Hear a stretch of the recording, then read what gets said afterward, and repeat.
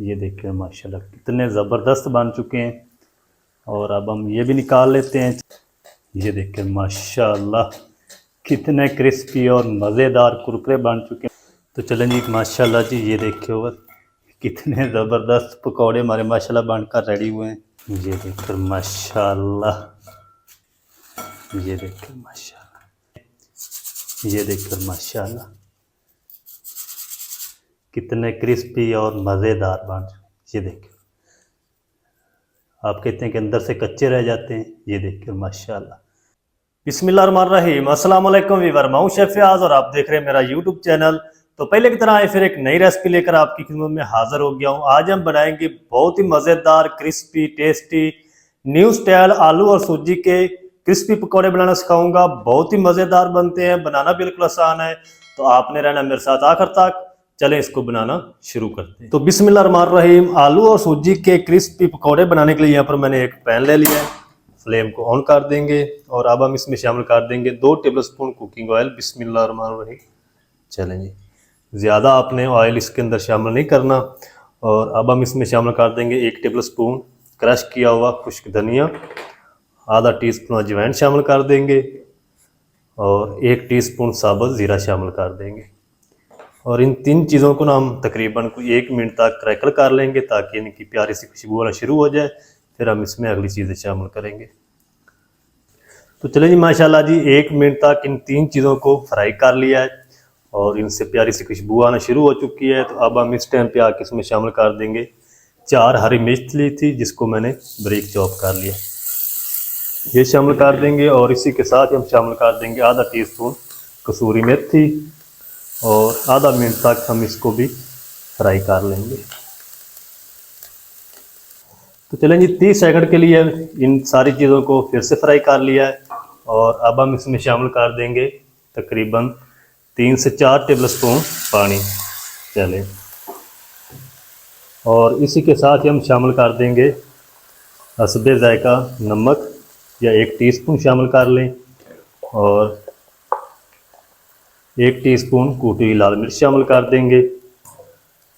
अच्छी तरह मिक्स कर देंगे। चलेंगे, अब हम इसमें शामिल कर देंगे बारीक चॉप किया हुआ ढेर सारा हरा धनिया और इसी के साथ ही हम शामिल कर देंगे 1 कप मैदा। अगर मैदा नहीं है तो आप इसके अंदर सादा आटा भी शामिल कर सकते हैं। आधा कप हम इसमें सूजी शामिल कर देंगे और 3 से 4 मिनट तक ना इन सारी चीज़ों को मिक्स करते हुए भून लेंगे। ज़्यादा पानी नहीं आपने शामिल करना। 3 से 4 मिनट अच्छी तरह मैं इन सारी चीज़ों को भून लूँ, फिर आपसे मिलता हूँ। तो चलें जी, सारी चीज़ों को ना मैंने 3 से 4 मिनट तक भून लिया है और सूजी का कच्चापन भी ख़त्म हो चुका है, मैदे का भी। तो ये मिर्चानी हमारी पंजीरी बन चुकी है और अब हम फ्लेम को ऑफ कर देंगे। इसको ना हम ठंडा होने के लिए छोड़ देंगे। उतनी देर में ना हम आलूओं को चेक कर लेते हैं, बॉयल करके रखा था पहले मैंने। तो चलें जी, यहाँ पर मैंने आधा किलो आलू ले लिए हैं बॉयल किए हुए। इनको ना मैंने पहले छिलकों समेत लकड़ी वाली आग पे इनको बॉयल कर लिया। अगर मैं गैस पे इनको बॉयल करता तो फिर इनके छिलके उतार के छोटे पीस करके बॉयल करता, क्योंकि गैस के ऊपर हम बॉयल करते हैं आलूओं को तो देर काफ़ी लगती है, गैस लगती है। तो इसलिए मैंने ना इनको लकड़ी वाली आग पे अलग बॉयल कर लिया। तो अब हम 1 हैंड मैचर ले लेंगे और आलूओं को ना हम अच्छी तरह मैच कर लेंगे। तो चलें जी, आलूओं को मैच कर लिया है और अब हम क्या करेंगे, ये जो मेरा मेज़ा था सूजी और मैदे का, ये इसमें शामिल कर देंगे। चलें, और इन सारी चीज़ों को ना हम अच्छी तरह मिक्स कर लेंगे। इसकी एक डो रेडी हो जाएगी इस तरीके। इसके अंदर पानी वगैरह आपने कोई चीज़ शामिल नहीं करनी। अच्छी तरह हम इस तरह इसकी डो बना लेंगे। तो चलें जी, अच्छी तरह ना हाथ से मैंने मिक्स कर लिया, डो हमारी रेडी हो चुकी है। तो अब हम ना इनके पकौड़े बनाते हैं। किस तरीके बनाने वो भी आपको दिखाता हूँ। तो अब हम ना थोड़ा सा मैदे का खुशका लगा लेंगे इस तरीके टेबल के ऊपर। और चलें, ये जो डो है हमारी, ये हम यहाँ पे ले आएंगे और इसको ना हमने बेलना है। बेलन की मदद से बेल लें इसको। इसकी हमने ना एक रोटी बनानी है, ज़्यादा आपने इसको पतला नहीं करना। रोटी में इसकी इस तरीके बेल लूँ सारी, फिर आपको दिखाता हूँ। तो चलें जी, रोटी मैंने बेल ली है और अब हम ना इसकी कटिंग करेंगे। किस तरीके कटिंग करनी है ये देखें।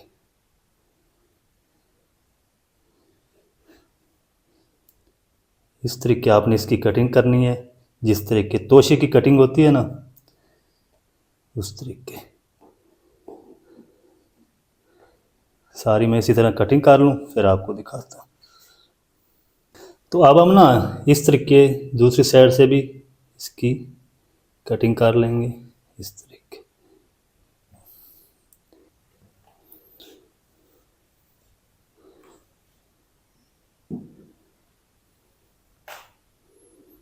तो चलें जी, सारी कटिंग कर ली है, ये देखिए इस तरीके। तो इसको हम उठा के रखेंगे ट्रे में, फिर हम इनको फ्राई करते हैं। किस तरीके फ्राई करना है वो भी आपको दिखाता हूँ। तो चलें जी, सारे मैंने जो पकौड़े हैं उठा के ट्रे में रख दिए हैं। तो आप ना इनको तकरीबन 1 मंथ तक स्टोर भी कर सकते हैं, फ्रीज़ कर सकते हैं, कोई मसला नहीं। तो इससे ना आपने ज़्यादा मोटा नहीं रखना है इसको, इसी तरह आपने बनाना है। तो जब ये अच्छी तरह जम जाए फिर आप इसको एयर टाइट बॉक्स में डाल के फ्रीज़ कर सकते हैं। जब आपका दिल चाहे इसको निकालें, फ्राई करें। तो मैं फ्रीज़ नहीं करूँगा, मैं जल्दी से इनको फ्राई करता हूँ। कैसे फ्राई करना है आप मेरे साथ रहें। तो चलें जी, दूसरी तरफ मैंने पकौड़ों को फ्राई करने के लिए तेल को मीडियम गर्म कर लिया है। तो इसको ना आपने मीडियम टू लो फ्लेम पे फ्राई करना है। बिस्मिल्लाहिर्रहमानिर्रहीम। आपको नज़र आ रहा होगा तेल कितना गर्म है, इतना ही आपने गर्म रखना है। जितने कढ़ाई के अंदर आएंगे उतने हम इसमें शामिल कर देंगे। फ्लेम को हम बिल्कुल लो कर देंगे। चलें,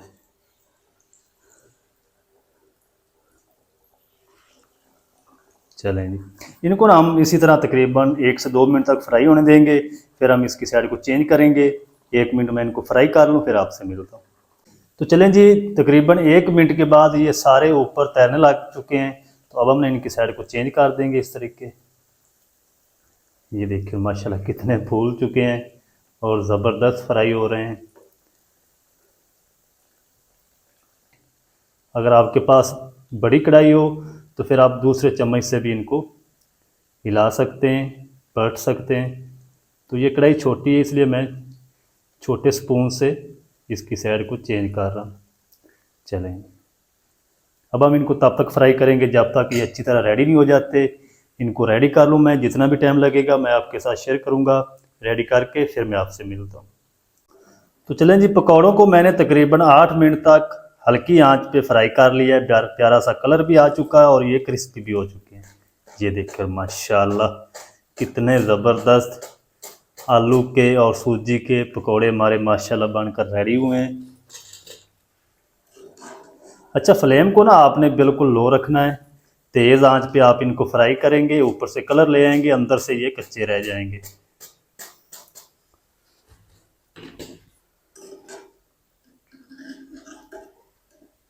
चलें, बाकी जो बच चुके हैं वो भी हम शामिल कर देंगे और इसी तरह सारे मैं रेडी कर लूँ, फिर आपको दिखाऊंगा इनकी फाइनल लुक। ये कितने अंदर से मज़े के हैं और ऊपर से ये कितने क्रिस्पी बन चुके हैं। और मैं आपको अंदर से ही भी चेक कराऊंगा कि आप कहते हैं कि जो इस तरह के पकोड़े होते हैं मैदे के, वो अंदर से कच्चे रह जाते हैं, वो भी मैं आपको दिखाता हूँ। इंशाल्लाह अंदर से कभी भी कच्चे नहीं रहेंगे अगर आप मेरे तरीके को फॉलो करते हुए बनाएंगे। तो सारे मैं इसी तरह रेडी कर लूँ, फिर आपको दिखाता हूँ। तो चलें जी, माशाल्लाह जी सारे पकोड़े हमारे फ्राई होकर रेडी हो चुके हैं माशाल्लाह। ये देखिए माशाल्लाह कितने ज़बरदस्त बन चुके हैं।